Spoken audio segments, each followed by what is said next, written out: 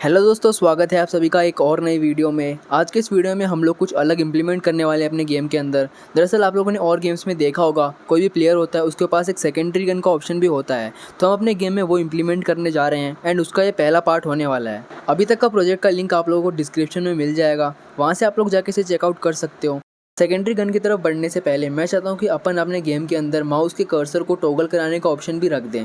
जिससे क्या होगा, जब भी अपने को गन की पिकेबल लिस्ट के अंदर से कोई आइटम उठाना होगा तब वहाँ पे अपन कर्सर को शो करवा सकें एंड फिर से किसी बटन को दबा के उसे हाइड करवा सकें।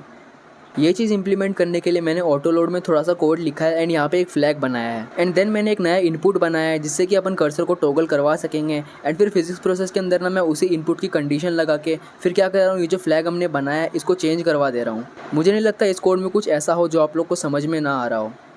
फिर ये करने के बाद जहाँ जहाँ पे आप लोगों ने माउस के इनपुट से कुछ रन करवाया है अपने पूरे गेम के अंदर, वहाँ पे जाके ना ये कंडीशन लगा दो कि जब भी कर्सर ना इनेबल ना हो तब, जैसे कि जब अपन एडीएस खोल रहे हैं तब या फिर गन को फायर करा रहे हैं तब। इससे क्या होगा कि जब भी अपना कर्सर मतलब इनेबल होगा, जब भी अपने को दिख रहा होगा, तब अपन वो एक्शन आप परफॉर्म नहीं कर पाएंगे।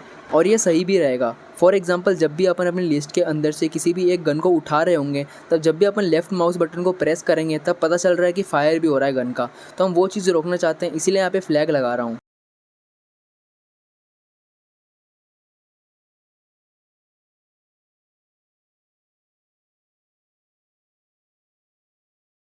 तो चलो गाइस, अब हम बढ़ते हैं सेकेंडरी वेपन की तरफ, जिसकी शुरुआत मैं करना चाहता हूँ एक सिंपल से GUI कंपोनेंट से। तो वो पहले मैं बना लेता हूँ, फिर आप लोग को बताता हूँ क्या किया है।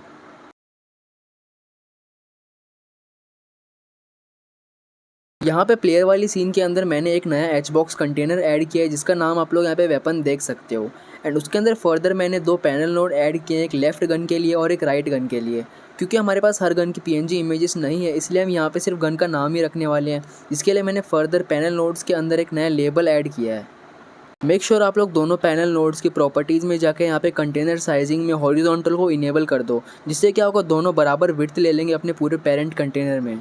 ये करने के बाद मैंने दोनों पैनल नोड्स के ऊपर एक single built in script attach किया, बिकॉज इन दोनों का कोड सेम होने वाला है।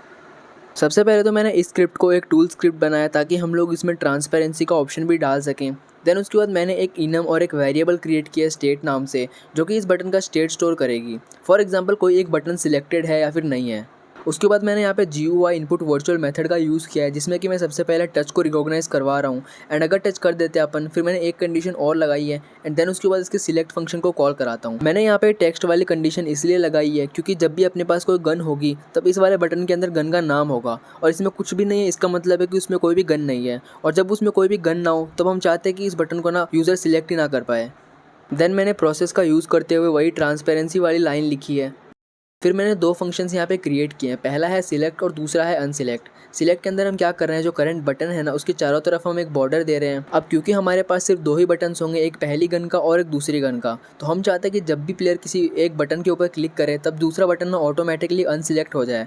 इसके लिए मैंने क्या किया, इसके पेरेंट के अनसिलेक्ट फंक्शन को यहाँ पे कॉल किया है, जिसको कि हम आगे देखेंगे। साथ ही यहाँ पे एक चीज़ और देखो, मैंने इन दोनों फंक्शंस के अंदर ना स्टेट वाले वेरिएबल को भी चेंज कराया है। तो ये बहुत इंपॉर्टेंट है, तभी हम लोग स्टेट को ट्रैक कर पाएंगे। अगर आप लोग को इस कोड में कुछ भी चीज़ पूछनी है तो आप लोग टाइम स्टैम्प लगा के मुझसे पूछ सकते हो। मैंने इन बटन्स के पेरेंट कंटेनर यानी कि वेपन्स वाले नोड के ऊपर भी एक बिल्ट इन स्क्रिप्ट अटैच की है, तो चलो उसे देखते हैं। इस स्क्रिप्ट में मैंने सबसे पहले उन दोनों बटन्स का और उनके लेबल का रेफरेंस लिया है। देन उसके बाद यहाँ पे एक नया फंक्शन क्रिएट किया ऐड गन नाम से। इसको ना अपन बाहर से कहीं से कॉल कराएंगे, जिसके अंदर की गन का नेम हम पैरामीटर में देंगे। देन मैंने यहाँ पे एक नए फंक्शन को बना के उसी की कंडीशन लगाई है। ये फंक्शन ना ये रिटर्न करेगा कि प्लेयर के पास करंटली दो गन है कि नहीं है। इसमें ना मैंने सिर्फ यही लॉजिक लिखा है कि अगर प्लेयर के पास दोनों गन्स नहीं है ना, फिर क्या करना है, जिसके अंदर गन्स है उसको तो छोड़ देना है और जो दूसरा बटन रहेगा उसके अंदर गन को रख देना है। और अगर दोनों गन्स हैं तो फिर क्या करना है, जो करंटली सिलेक्टेड बटन है ना उसके अंदर गन को रखना है। अब मैं ये कैसे चेक कर रहा हूँ कि किस बटन में गन है कि नहीं है, तो मैं सिंपली ना उन बटन के अंदर जो लेबल है उसके टेक्स्ट को चेक करवा रहा हूँ। अगर उनका टेक्स्ट कुछ होगा तो इसका मतलब है उसके अंदर गन है, और अगर कुछ नहीं होगा तो इसका मतलब है उसमें गन नहीं है। इसी चीज़ को ध्यान में रखते हुए मैंने हैश टू गन्स और गेट करंट सिलेक्टेड वेपन वाला फंक्शन बनाया है। देन फाइनली मैंने यहाँ पे एक अनसिलेक्ट नाम का फंक्शन बनाया, जिसके अंदर मैं बटन का रेफरेंस ले रहा हूँ और उस रेफरेंस को पहले मैं ये चेक करा रहा हूँ कि वो लेफ्ट वाला बटन है या फिर राइट वाला। अगर वो राइट वाला हो तो मैं लेफ्ट वाले को अनसिलेक्ट करा रहा हूँ, और अगर वो लेफ्ट वाला हो तो राइट वाले को करा रहा हूँ। तो बस इस वीडियो में इतना ही, बाकी का बचा हुआ काम हम लोग नेक्स्ट वीडियो में करेंगे, जिसके अंदर हम लोग ये देख रहे होंगे कि इन बटन्स के अंदर गन को ऐड और रिमूव कैसे करते हैं और सेकेंडरी गन कैसे रखते हैं।